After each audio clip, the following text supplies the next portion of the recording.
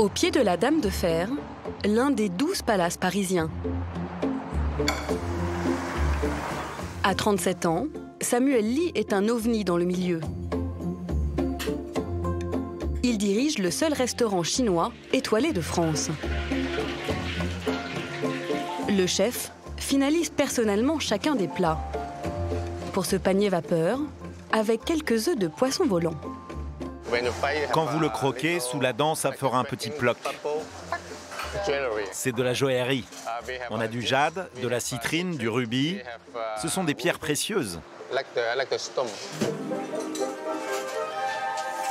Homard breton, araignée de mer. Sa signature, des produits français nobles, préparés selon des techniques chinoises populaires. Ces huîtres, par exemple, délicatement poudrées de farine et enveloppées de crème d'œuf, sont ensuite frites au wok.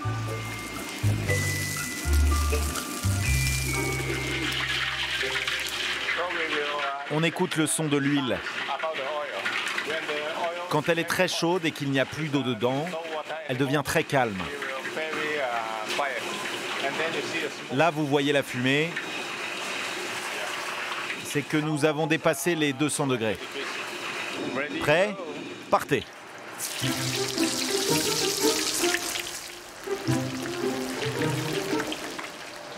Vous avez compté?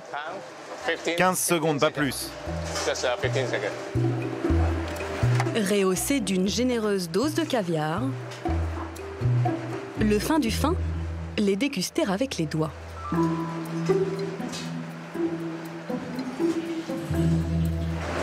Mais on ne trouve pas ce plat en Chine. Non, seulement dans notre palace. À 42 € les 3 huîtres, c'est un luxe réservé à quelques-uns. La cuisine chinoise, c'est plutôt la promesse d'un voyage gustatif bon marché, en bas de chez soi. Savoureuse et parfumée, c'est la nourriture exotique la plus consommée en France. Mais connaissons-nous l'authentique gastronomie de l'Empire? Les buffets et traiteurs prennent une mauvaise réputation. Leurs arrière-cuisines sont l'objet de tous les fantasmes, même les plus farfelus. Qu'y trouve-t-on vraiment? Jusqu'où certains sont prêts à aller pour baisser les prix? La Chine possède pourtant une tradition culinaire millénaire. Nous sommes remontés à l'origine de certains plats emblématiques, comme les nouilles. Des confins du terroir chinois, aux coulisses des restaurateurs français, cette cuisine est-elle à prendre avec des baguettes?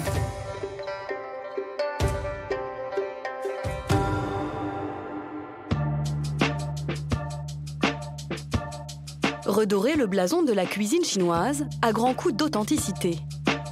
C'est l'idée fixe d'une nouvelle génération de restaurateurs. Française d'origine chinoise, Céline en fait partie. Elle a ouvert son restaurant il y a 1 an. Pour se procurer des produits d'exception abordables, la jeune femme a dégoté une adresse inattendue, porte de la Chapelle. Bonjour, c'est vu, Olivier? Il est au moins 2. Au moins 2? Ok. Les entrailles de cet ancien parking entièrement réhabilité abritent une ferme biologique, la seule de la capitale. Oh, ces bureaux sont magnifiques, c'est hyper blanc. On les voit là, c'est trop marrant. C'est fou de se dire que ça pousse dans un parking et qu'ensuite ça termine 10 jours plus tard dans les assiettes des clients. C'est des espaces qui sont grands et ils peuvent aussi jouer sur le niveau d'humidité, le niveau de température. Sur 3500 mètres carrés, des champignons poussent sans aucun pesticide, ni OGM, ni engrais chimiques. Salut, ça va? Ouais, toi? Ouais, très bien. En ce moment, on a un gros coup de froid. Ok. Mais ça ira en cagette? Ouais, en cachette. Ouais, carrément, t'inquiète. Ils sont fermes. On sent l'amertume en fin de nez, là. Trop bon. Ces shiitakes vont parfumer les farces des petits plats de Céline. Plus exactement, c'est Xiao Long Bao. Ça va, chef? Littéralement, petite brioche cuite à la vapeur. Ce sont les stars de son restaurant parisien. Est-ce qu'on peut en goûter un? Oui? Génial. des baguettes, comme toujours avec la cuisine chinoise. Alors, il y a plusieurs écoles pour le manger. Moi, j'aime bien faire croquer un petit peu. Voilà. Comme ça, on verse tout le bouillon dans la cuillère. Après, on met le bao dans la sauce. Et on peut en manger un peu à l'infini. Chaque panier renferme 6 petites merveilles. Végétariens, au porc ou aux crevettes, ils sont vendus entre 9 et 12 €. Il y a un goût de là-bas, c'est assez représentatif de la cuisine chinoise. C'est-à-dire que c'est à la fois, en termes de goût, c'est assez réconfortant, c'est assez populaire, mais on sent qu'il y a un vrai savoir-faire derrière, des vraies mains qui travaillent. Avant d'ouvrir son restaurant, Céline est allée se former auprès de grands chefs à Shanghai. Si elle a élaboré seule chaque recette de bao, elle a embauché 3 spécialistes pour leur pliage. On appelle les maîtres bao. Maîtres comme des maîtres Shaolin dans les arts martiaux. C'est un art. En fait, un xiaolong bao, c'est exactement 21 grammes. C'est 16 grammes de farce et 5 grammes de pâte. Une fois que c'est fait, on termine le bao par 18 plis. Exactement. Donc là, elle les compte dans sa tête. Mais que contiennent précisément ces petites bourses délicates? Ici, tout est fait à la main. Même la pâte est pétrie sur place. On va couper un peu et ensuite les mélanger à la farce. OK? Dans cette farce, du porc haché de la Sarthe, de la sauce soja, de l'huile de sésame, du gingembre et de la ciboule. Reste à enfermer le bouillon dans le ravioli. Là, c'est le bouillon. En fait, il est préparé la veille pendant 6 heures. Ensuite, on le gélifie pour qu'il puisse bien s'incorporer à la farce et qu'on puisse refermer le bao. Il redeviendra liquide à la cuisson vapeur. Ça se transforme en soupe. Donc, c'est la soupe qu'on va retrouver dans le xiaolong bao. Les palais français sont-ils sensibles à cette prouesse technique? En premier, vous avez les xiaolong bao veggie. En deuxième, alors là, je pense que c'est les 4 xiaolong bao au porc. On a l'impression de croquer dans un nuage. C'est ça que j'aime dans les baos. Je pense que c'est une cuisine plus traditionnelle, authentique.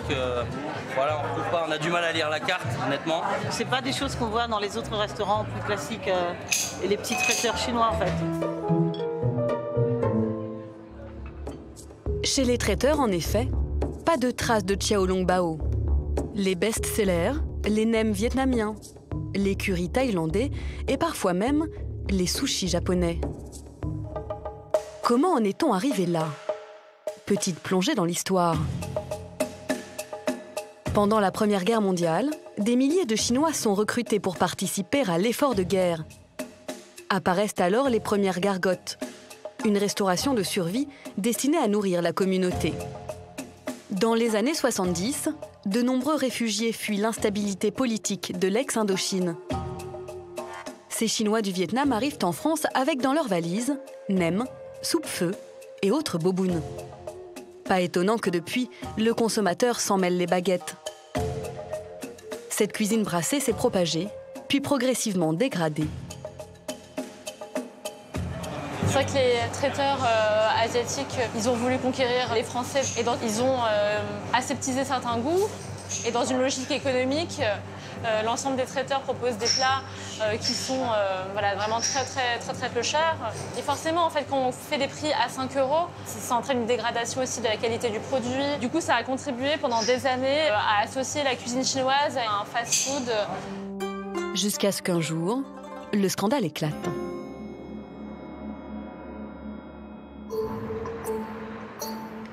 C'était en 2004. La France découvre l'existence des appartements raviolis. Ok, bonjour, laissez passer, laissez passer. Vous avez du ravioli, bouché de bœuf. Vous avez à la fois la viande qui décongèle dans un sac plastique avec les crevettes. Ah putain. Dans des conditions d'hygiène déplorables, des particuliers fabriquaient des raviolis qu'ils revendaient ensuite aux traiteurs chinois. Oh, madame. Des analyses avaient révélé la présence de nombreuses bactéries dangereuses pour l'homme. 15 ans plus tard, ces pratiques ont-elles toujours cours? Les raviolis, crevettes, c'est vous qui les faites? Ouais, c'est maison? C'est vous qui faites tout ou tout est fait maison? D'accord. Vous faites tout? Ah ouais. C'est du travail. Nous avons beaucoup de chance ce jour-là. Tous les traiteurs que nous visitons revendiquent le fait maison. Nous changeons de stratégie et misons cette fois sur le corporatisme des restaurateurs. Bonjour, je vais ouvrir un restaurant et je cherche un fabricant de raviolis. Vous connaissez quelqu'un? Pour les fournisseurs, je ne sais pas est-ce que je sais pas, mais je connais quelqu'un qui fait un équipe dans le site chinois, plusieurs familles qui font leur traiteur. Nous suivons ces consignes à la lettre. Le site internet en question est une sorte de brocante en ligne où l'on trouve absolument de tout. Ça, c'était vêtements, chaussures. Ça, c'était cosmétiques. Ok, et au milieu de tout ça, il y a alimentation. Voilà, alimentation. Ça, c'est des raviolis faits à la maison, voilà, faits à la main. Une offre propose une grande variété de raviolis à un prix attractif. 13 € les 100. Toujours sous notre fausse identité, nous prenons rendez-vous l'après-midi même. Le cuisinier s'appelle Monsieur Tan. Son appartement est situé au nord de Paris. Bonjour, pardon, je reviens de Nation où je faisais une livraison. L'homme nous accueille dans un studio de 6 mètres carrés. Sans préambule, il nous présente sa marchandise stockée dans 2 grands congélateurs. Ça, c'est au porc et aux choux chinois. Donc ça a été fait récemment? Ça a été fait quand? Je les ai fait ce matin. Ça, c'est bœuf et légumes. Et Monsieur Tam n'a pas chômé. Sous nos yeux, plus de 2000 raviolis, conditionnés en paquets de 100. Et comment vous livrez? En voiture? Non, en métro avec le chariot. Adieu donc la chaîne du froid. Certes, le cuisinier n'est soumis à aucun contrôle d'hygiène, mais c'est loin d'être le plus choquant. Et est-ce que vous fournissez les restaurants aussi? Oui, bien sûr. Et vous en livrez beaucoup? 15 en ce moment. Ça, c'est un restaurant que je livre dans le 14e. Il y en a un là aussi. Et un là, dans le 16e, pas loin de la Tour Eiffel. Ah, mais c'est un restaurant connu, ça, non? Oui, c'est très haut de gamme. En fait, ils les revendent très cher. Ces restaurants ayant pignon sur rue exploitent cet ouvrier en toute tranquillité. Monsieur Tan n'est en effet pas franchement en position de faire valoir ses droits. Actuellement, je n'ai pas de papier. Je suis ici en tant que réfugié. Nous sommes arrivés il y a 5 ans maintenant avec ma femme.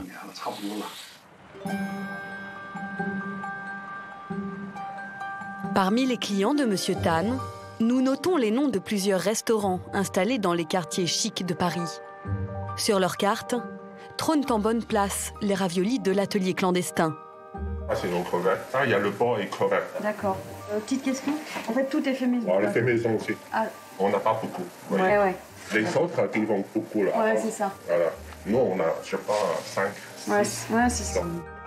Seulement 5 ou 6 sortes, mais largement de quoi faire de gros bénéfices. Le restaurant vend 7 € les 4 raviolis, soit 14 fois leur prix d'achat. Qu'ils soient chinois, français, italiens ou autres, il y a toujours des restaurants qui trichent et jonglent avec les normes d'hygiène. Plusieurs petits traiteurs chinois nous ont eux confié avoir trouvé une autre solution pour garder des prix bas sans risquer le scandale sanitaire. S'en remettre à des industriels.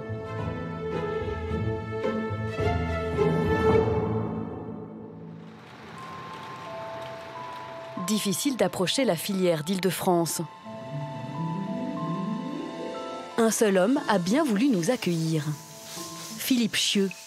Il faut dire que c'est un peu le roi des nems. Nos clients sont les centrales d'achat, les hyper supermarchés, les supérettes, traiteurs restants. 1 sur 5 restaurateurs au moins achètent nos nems. Le résultat d'une longue histoire familiale. Au début des années 80, son père et son oncle, des Chinois du Vietnam, arrivent en France et ouvrent un petit atelier. Ils y fabriquent des nems pour nourrir les immigrés. 40 ans plus tard, l'atelier est devenu une usine de 80 salariés. À lundi, c'est la viande de porc, c'est ça? Là, si vous voyez, c'est la viande de porc qui est arrivée ce matin et qui est hachée avec un calibre à nous. On a décidé d'un type de calibre pour que la viande garde encore cette texture. Positionnés haut de gamme, les petits rouleaux de Philippe sont composés de presque 50% de viande, de vermicelle et d'ail. De bons produits qui nécessitent tout de même un peu d'assaisonnement. Là, c'est de la sauce de poisson. C'est la sauce à base de crevettes séchées, ouais. Ça apporte le côté salé quasi présent dans toutes les recettes traditionnelles chinoises. Il va mettre le mélange d'épices, ouais. Dans ce mélange, du sel, du poivre, un peu d'exhausteur de goût et, plus étonnant, du sucre. Le sucre, sinon le produit reste trop salé avec la sauce de poisson, le sel. Il faut quelque chose qui pourrait rebalancer et équilibrer la saveur du produit. Du sucre, pour rendre le nem moins salé, il fallait y penser. En dernière minute, sont rajoutés des carottes et des oignons frais. Puis la farce disparaît dans cette machine. Elle en ressort en boudins de 30 grammes exactement, chacun déposé sur une feuille de riz, humidifiée à la vapeur.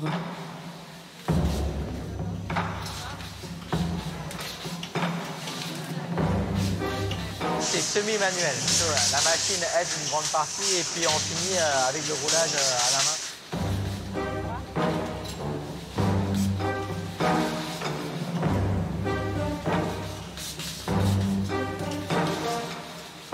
Les rouleaux commencent alors un long voyage, dont l'issue fatale est un bain d'huile bouillante. Parfait. La qualité est au rendez-vous. La viande est bien cuite. Il y a le croustillant de la galette. Tout est bon. L'objectif est de faire un nem fait à la maison au niveau industriel. Un tour de passe-passe que les restaurateurs se gardent bien de dévoiler à leurs clients. Les restaurateurs ne peuvent pas le faire par eux-mêmes parce que ça demande beaucoup de travail. Pour faire, je ne sais pas, une centaine, 200 de pièces de nem, ils demanderaient 1, 2, 3 heures de fabrication. Philippe, lui, en fabrique 80 000 par jour.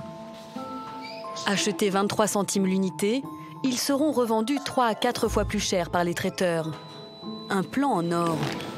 Alors certains n'hésitent pas à acheter à Philippe toutes leurs cartes. Et derrière, on prépare l'emballage du riz cantonné. Mais en fait, les restaurants, ils font plus rien. Le restaurant fait quelque chose quand même. Il fait son propre plat, il fait ses spécialités. Mais dès qu'on peut aider les restaurateurs, on les aide un maximum. Philippe aurait-il le cœur sur la main? Il n'a surtout rien à cacher. Il utilise des ingrédients français et chez lui, tout est tracé et contrôlé. Une qualité qui a un prix. Ses concurrents sont jusqu'à 20% moins chers que lui. Comment font-ils? Nous scrutons leurs étiquettes. Les ingrédients sont toujours indiqués du plus au moins abondant. Certains produits au porc s'avèrent composés de poulet, bien moins cher. D'autres sont principalement composés d'eau, un moyen de gonfler les produits à moindre coût. Quant aux plus low cost, ils sont tout simplement fabriqués en Hongrie. Avec un salaire minimum de 465 € seulement, la main-d'œuvre y est bien plus rentable. Et dans l'univers de la cuisine chinoise, certains acteurs sont particulièrement sensibles à ces prix bas. Les buffets à volonté.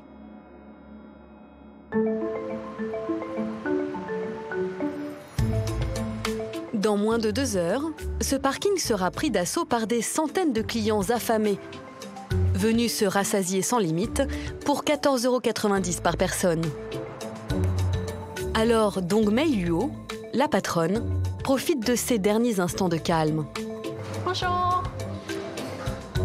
Arrivée en France il y a 15 ans pour ses études, elle est à 39 ans à la tête d'une chaîne de 10 buffets.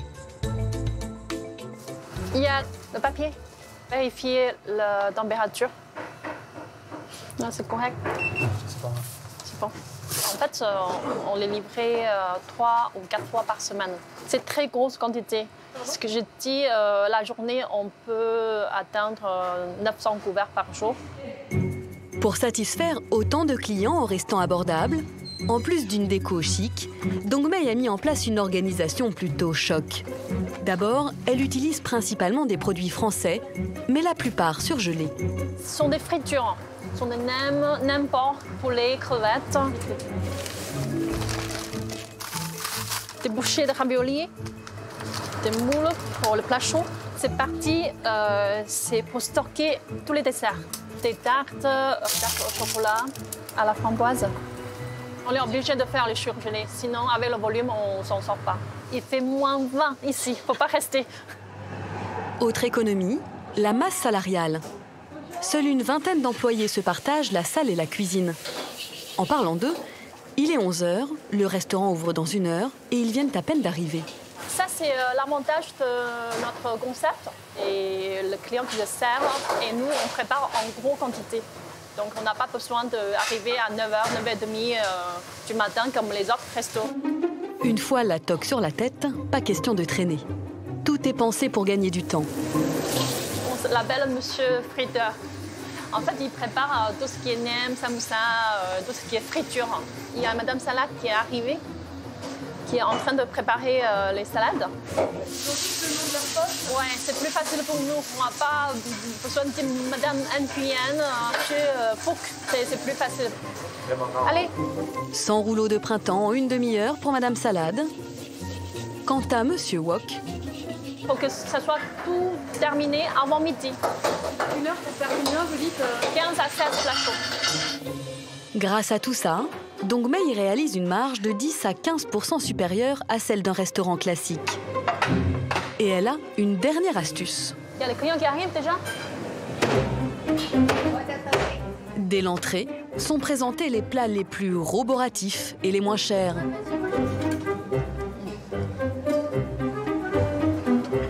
Ce n'est qu'arrivé au fond de la pièce que les clients découvrent les plus précieux. Ceci fait partie des produits les plus chers parce que le prix de saumon varie très fort. Leur fabrication, un savoir-faire ancestral que les salariés ont acquis ici en 10 minutes. Et voilà. Peu importe, le principal pour les clients, l'abondance. Il y en a qui prennent 40 nems en même temps.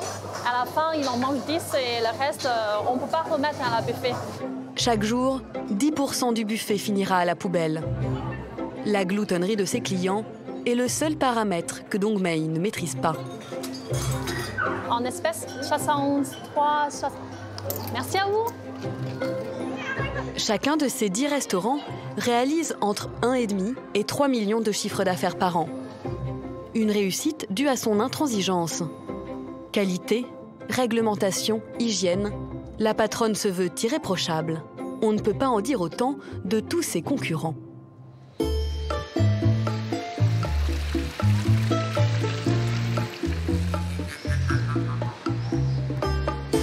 Chaque année, des centaines d'opérations réunissant plusieurs services de l'État sont organisées pour lutter contre la fraude. S'il vous plaît, juste un petit briefing 2 minutes. Donc ce soir, on fait 9 établissements. Donc évidemment, sécurisation extérieure et intérieure. Et écoutez, voilà, bonne soirée. Ce soir, à Béziers, la brigade anticriminalité, l'URSSAF et les services d'hygiène vont contrôler plusieurs restaurants, dont 2 buffets asiatiques. On y est. Voilà. On dit qu'on voit la propreté d'un établissement par rapport à la propreté de ses poubelles. Bon, voilà. C'est un peu le bazar. C'est le début du service. Une cinquantaine de clients dînent dans l'établissement. Bonjour. On va procéder à un contrôle de l'établissement. Attention, ça glisse. C'est quoi, ça? Ça, c'est les sauces. C'est les sauces que vous mettez dans des bols après, là-bas, c'est ça? Oui. Et vous mettez par terre? Il y en a par les foncés. Ah, d'accord. Ok. Disséminés partout dans la cuisine, des ingrédients parfois non identifiés sont en attente d'être préparés et servis aux clients. Mais le pire se trouve dans les réfrigérateurs. Manifestement, ils ont fait décongeler de la viande avec des morceaux de crevettes à l'intérieur et c'est servi aux clients dans la foulée, alors que manifestement, c'est surgelée, décongelée. Bah, déjà là, franchement, la viande à la morflée, elle commence à être verte. S'ils le font frire ou bouillir ou sauter dans un wok, ben, en fait, vous ne ferez pas la différence. Vous sentirez si vous êtes malade. Donc normalement, on est censé avoir une chambre froide pour les fruits et légumes. Là, on voit que tout est mélangé. Et là, par contre, on a par exemple, on va trouver des bulles, on ne sait pas de quand ça date. L'odeur sympathique. Selon la loi, chaque ingrédient décongelé doit être dûment étiqueté. 3 informations sont obligatoires: les dates de préparation, de sortie du congélateur, ainsi que la date limite de consommation. Vous avez des aliments qui ont été mis au frais, on ne sait pas de quand ça date, quand est-ce qu'ils ont été décongelés, quand est-ce qu'ils ont été préparés. Donc là, en fait, on les sort, on va les détruire. On met du produit dessus pour pas que ça puisse être ça date de quand récupéré après. Voilà. Ok, donc ça, un petit coup d'eau de javel ou de produit vaisselle, une goutte. C'est bon, c'est bon. Près de 10 kilos d'aliments impropres à la consommation sont détruits. Ironie de la situation, l'établissement facture ses clients qui ne terminent pas leurs assiettes. La mission des policiers s'arrête là. Je pense que tous les clients qui sont dans le restaurant se posent la question également de notre présence et un peu du résultat. C'est un peu dissuasif. Depuis, les services d'hygiène ont lancé une demande de fermeture administrative. Plutôt que se frotter à l'exotisme dehors, pourquoi ne pas le rapporter à la maison ? Dans les rayons, on retrouve désormais tous les grands classiques des restaurants chinois. Conviviales et faciles à préparer, les fritures sont particulièrement alléchantes. Pourtant, Mathilde Touvier, chercheuse en nutrition, préconise de résister autant que possible à la tentation. Il faut se méfier de ces types de produits qui sont finalement, par rapport à des aliments qu'on a tendance à diaboliser, à raison d'un point de vue nutritionnel, comme certains hamburgers, par exemple, on est autour de 25 grammes de matière grasse pour la portion. Là, finalement, on est même encore plus riche sur ces produits frits. Il ne faut pas tout mettre dans le même sac. Les nems au porc sont les plus riches et les plus caloriques également. Et puis, les nems au poulet et enfin les nems aux crevettes. Mieux encore, optez pour les vapeurs. Jusqu'à 2 fois moins grasses, moins sucrées et moins salées. Quant aux plats préparés, ils sont souvent noyés dans la sauce. Elle représente entre 1/4 et 1/3 des barquettes. Des sauces chargées de lipides, de sucre, de sel et bien sûr d'additifs. Les additifs alimentaires, il en existe plus de 300 en Europe. Alors, il ne faut vraiment pas tout diaboliser, c'est-à-dire que la plupart n'ont vraisemblablement pas d'impact sur la santé. Mais dans la cuisine asiatique, c'est vrai qu'on s'interroge par exemple sur le glutamate. Le glutamate, une poudre blanche industrielle qui rendrait accro. À l'origine, c'est un des acides aminés les plus présents dans la nature. Transformé chimiquement, il devient un exhausteur de goût très puissant. Présent dans quasiment tous les plats chinois, on en trouve aussi dans nos apéritifs,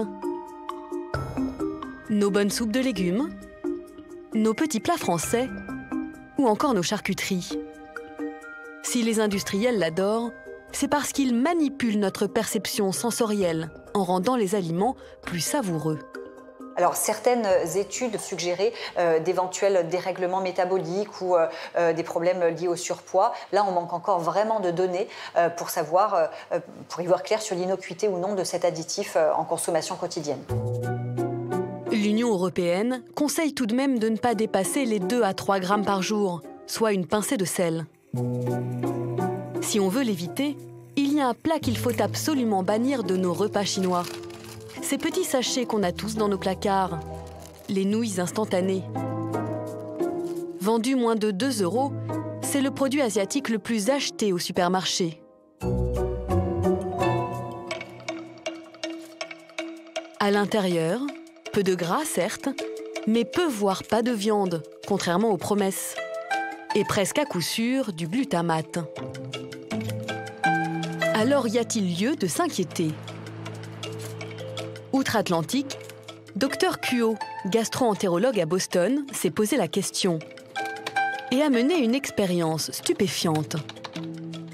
Les cobayes ont avalé 2 repas. Un avec des nouilles instantanées et l'autre avec des nouilles maison. L'objectif était de savoir s'il y avait une différence de digestion entre ces deux types de nourriture. Pour observer cette différence, les cobayes ont également avalé des gélules équipées de micro-caméras.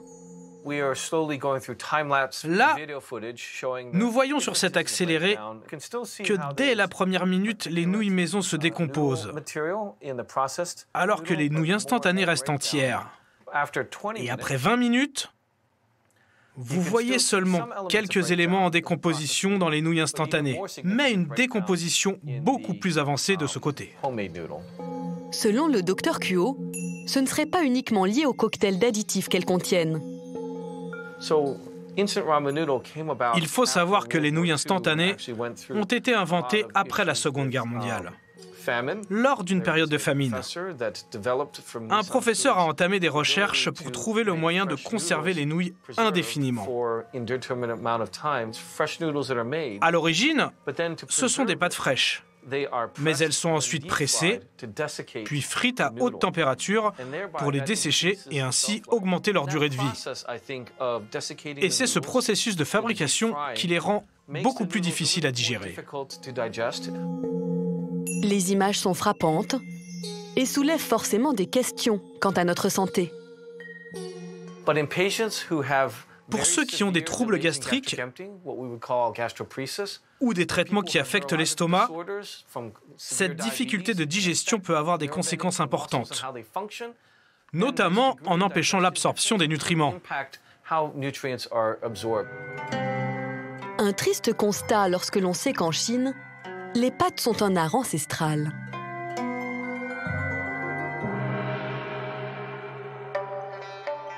C'est sur les bords du fleuve Jaune, au nord-ouest du pays, qu'ont en effet été déterrés les restes des plus vieilles nouilles du monde.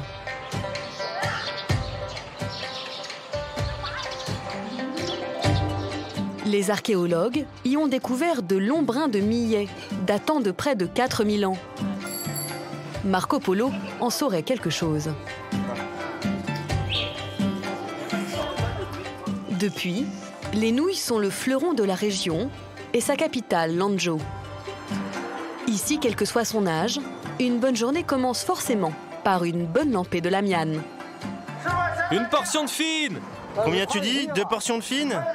Non, une fine et une demi-fine. Les lamian de Lanzhou, littéralement nouilles étirées, sont célèbres dans tout le pays. Elles répondent à une règle traditionnelle stricte. Il y a 5 couleurs à respecter pour faire un bol parfait de lamian. 1. Le transparent de la soupe. 2. Le blanc des radis. 3. Le vert des herbes. Ciboule, coriandre et oignon. 4. Le rouge du piment. Et 5. Le jaune des nouilles. Et il peut en manquer une? Non, il faut absolument respecter ça. Un plat populaire, vendu 60 centimes le bol. Pour 30 centimes de plus, les notables ont droit à quelques tranches de bœuf mariné. Une fine et une large.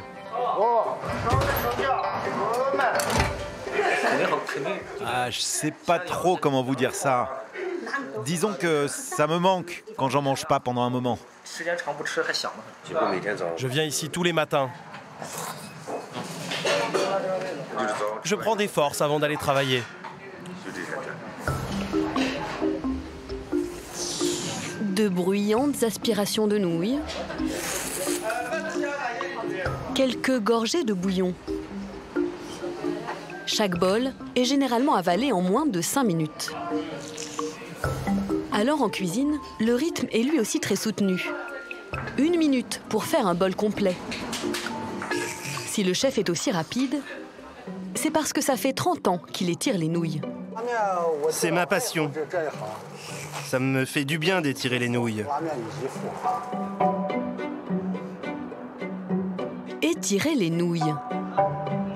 Un savoir-faire régional qui pourrait bien devenir un business mondial. Grâce à une école unique en son genre, située en périphérie de la ville, aux portes du désert. Rajoute de l'eau et tu l'intègres en mouvement circulaire. Ensuite, en frappant la table, ça se tasse naturellement. Allez, réessaye. Des chefs renommés y enseignent les secrets des lamianes. La recette de base n'a rien de spécial. De la farine et la moitié de son poids en eau. Mais il y a en plus un ingrédient mystère. Rajoutez tous de la poudre maintenant. Toi aussi. C'est un ingrédient indispensable des lamianes. Un mélange de sel, de bicarbonate de soude et la poudre d'une plante. Une plante désertique qui ne pousse que là-bas. C'est elle qui donne aux pâtes leur extraordinaire élasticité et leur vaut le surnom de pâtes vivantes. Je transpire. C'est que j'ai encore besoin d'entraînement. Les élèves ont 1 mois et demi pour apprendre à confectionner 8 diamètres de pâtes. La formation coûte plus de 500 €, soit 2 fois le revenu minimum local. À la fin de leur apprentissage, ils sont soumis à un examen drastique. Encore 2 minutes. Dépêchez-vous. C'est trop lent. Depuis sa création en 2006, l'école de Monsieur Lee a formé 11 000 étudiants. On va vérifier celle-ci. 15 mm, c'est bon. Ces dernières années, ils viennent de plus en plus loin. Japon, Australie, Kenya et même Europe. Anja vit à Dortmund, en Allemagne. Je suis venue ici pour apprendre à faire les lamianes, parce que je veux ouvrir mon propre restaurant de nouilles dans mon pays. Mais je vais en changer un peu la recette. Les épices ici sont trop fortes et je pense que les Allemands ne pourront jamais manger aussi épicé. Les nouilles, c'est une langue que tout le monde parle. Bravo à tous les candidats. La possibilité de conquérir le monde avec ce plat populaire, Monsieur Lee la prend très au sérieux. En plus de son école, il possède sa propre chaîne de restaurants. Plus de 400 au total. Ça, vous voyez, c'est notre plan d'ouverture de restaurant. Nous en avons un au Japon, par exemple. Et vous pensez à la France ? Oui, on aimerait bien, mais il faut encore attendre la bonne opportunité. On attend les propositions. Nous voulons que la marque avance avec la même coriacité que ce taureau. Si les nouilles peuvent plaire au palais du monde entier, d'autres spécialités plus dépaysantes nécessitent de dépasser ces a priori. À Canton, réputé pour la finesse de sa gastronomie, on trouve de tout. 30 brochettes pour 80 centimes. Venez goûter. Temple de la cuisine de rue, sur les étals, des légumes charnus côtoient des plats célèbres. Comme les dim sum à la vapeur, les volailles laquées ou encore les pâtes de poulet et autres abats. On vend beaucoup d'estomac de canard. C'est notre spécialité. Et ces saucissons, comment on les mange? Crus? Non, il faut les cuire. Nous, on fait pas comme...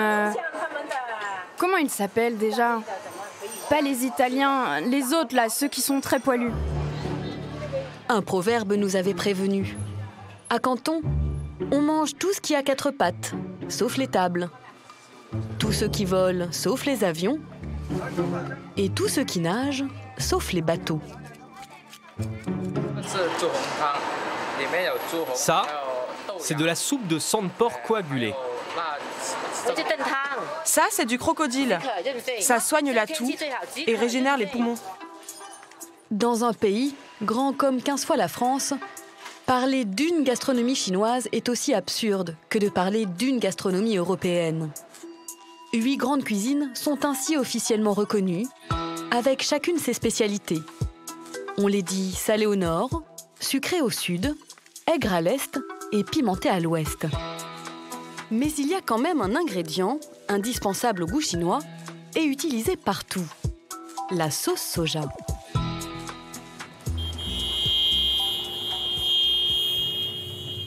L'autorisation est exceptionnelle. un des leaders mondiaux de la sauce soja, nous a ouvert ses portes. C'est bon, tu peux démarrer. Tiens, tu as qu'à passer par là-bas. C'est bien, il y a une belle vue. Bienvenue dans le gigantisme chinois. Sur 130 hectares, s'étend une forêt de cuves, d'où sortent 1000 tonnes de sauce soja par jour.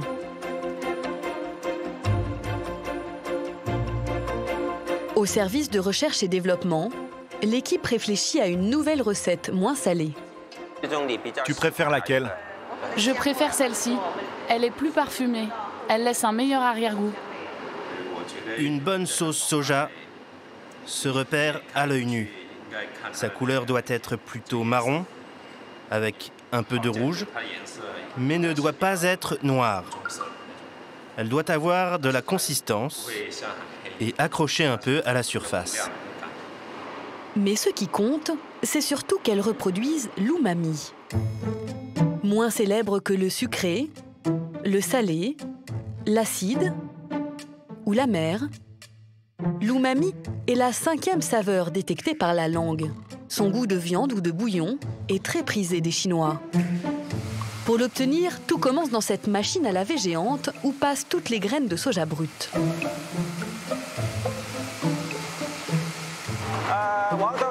Après le nettoyage, le soja est envoyé en cuisson. Puis une fois cuit, on rajoute la farine. Alors les graines deviennent pâteuses, presque molles. Cette pâte est alors plongée dans une atmosphère à 90% d'humidité, afin que les bactéries prolifèrent allègrement. Puis l'ensemble est mélangé avec de l'eau et du sel. Une fois la saumure ajoutée, ça fermente ensuite environ 3 mois en été, 5 à 6 mois en hiver. Bonjour. C'est bon là, vous êtes prêt à sortir le premier jus brut? 3 mois plus tard, le soleil a fait son œuvre. Vous sentez là? Il y a une odeur alcoolisée. C'est très parfumé. On sent comme une note de vin rouge. Ce jus constitue la base de la trentaine de sauces soja de la marque. Sont ensuite ajoutés arômes, conservateurs et autres additifs. Nous utilisons parfois de la levure et des inosinates ou du guanylate, une sorte de glutamate. Et il est possible de filmer cette étape du processus? Ah non, ce n'est pas autorisé. Cette partie est confidentielle. Le secret de nos recettes, c'est la base de notre succès commercial. Ces sauces sont destinées entre autres au marché européen. Embouteillées au rythme effréné de 13 fioles par clignement d'œil, elles quitteront l'usine de son propre port privé. Li Kumqi a pour objectif de fournir des produits partout où il y a des Chinois, y compris dans l'espace. Avant de penser aux Chinois de l'espace, le pays doit déjà nourrir son 1,5 milliard d'habitants. Si tous les céréales et autres fruits et légumes poussent dans leurs champs, il est un produit dont les Chinois raffolent, mais qu'on ne trouve pas dans leur mer. Pourtant, il est sur tous les étals de marché. Elles viennent d'où, ces anguilles? Je sais pas. C'est pas moi qui les ai pêchées. Étonnant. En effet, en Asie, la surconsommation d'anguilles a presque fait disparaître l'espèce. Alors d'où viennent ces spécimens? Cachés dans une boutique de vêtements, un petit restaurant va nous mettre sur une piste. Bonjour, dites-moi, d'où viennent vos anguilles? D'ailleurs. Mais d'ailleurs, où ça? Ça ne vient pas de Chine. D'où alors? Moi-même, je ne sais pas. Il y a des informations qui sont confidentielles. Confidentielles? Pourquoi confidentielles? Il ne faut pas que ça se sache entre gens du métier. Chacun ses tuyaux. Des tuyaux bientôt percés. L'espèce ne se reproduit pas en captivité. Il faut donc régulièrement approvisionner les élevages en nouveaux individus. Selon Europol, 100 tonnes de bébés anguilles, les civelles, sont ainsi acheminées en Asie illégalement chaque année. Une grande partie est braconnée sur nos côtes.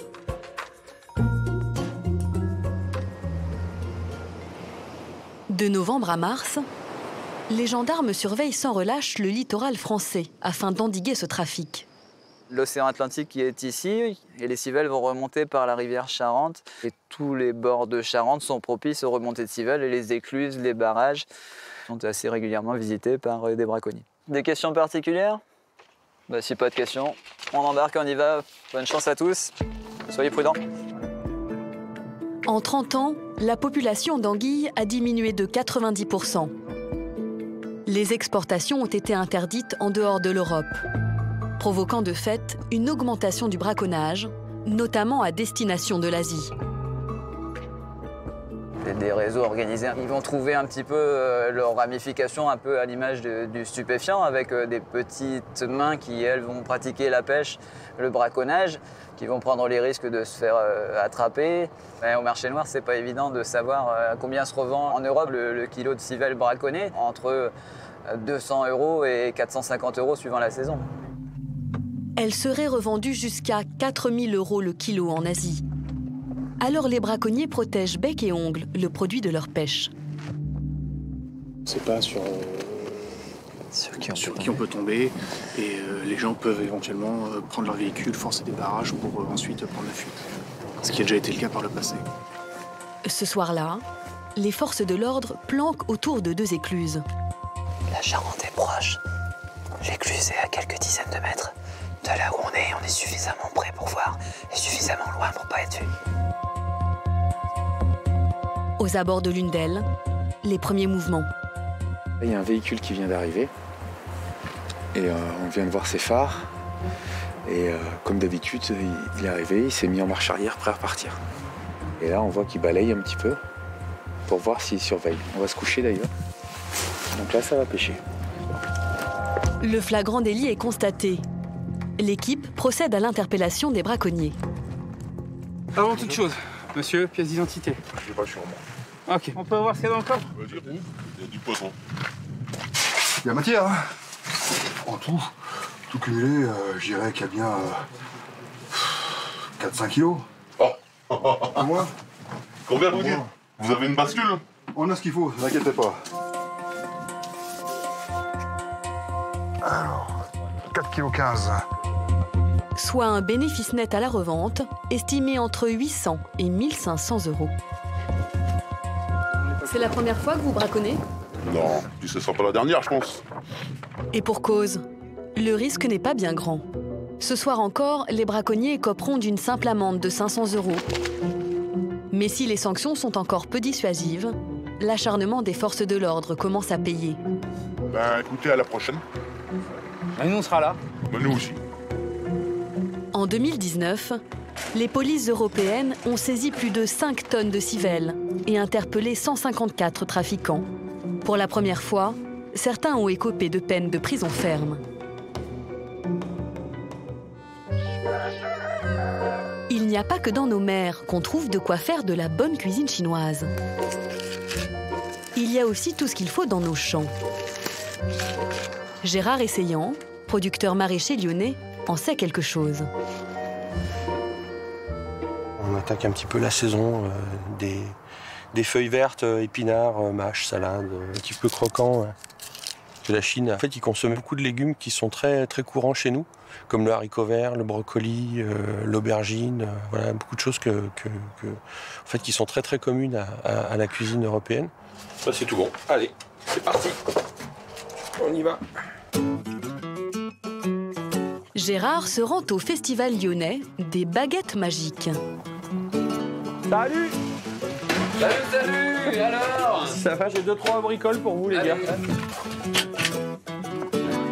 Un jour par an, la cour du nouvel institut franco-chinois se transforme en marché.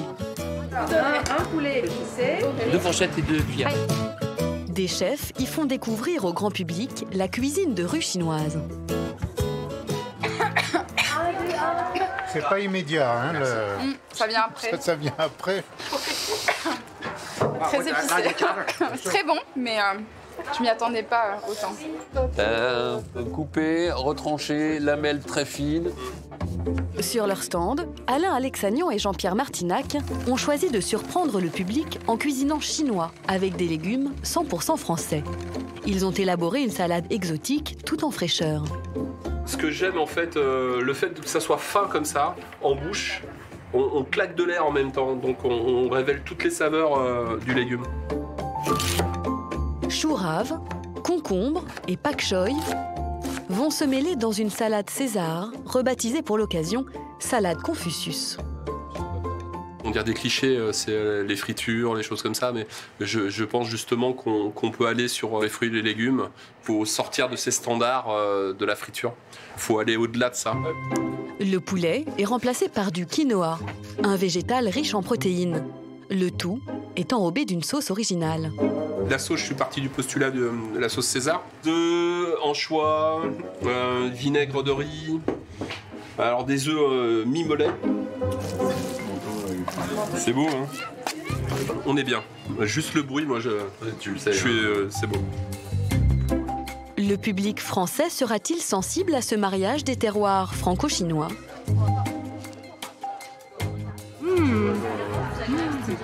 C'est trop bon. Je dirais que c'est fin, c'est coupé finement. Un mélange de plein de saveurs, à la fois de légumes, d'épices, de textures. Je n'ai que ça, c'est du plat parce que je pensais pas comme ça que le fromage était là. Il est mélangé dans le quinoa. De la salade Confucius de Gérard et Jean-Pierre, au Xiaolong Bao de Céline, en passant par les huîtres de Samuel Lee, l'authentique cuisine chinoise rayonne enfin en France.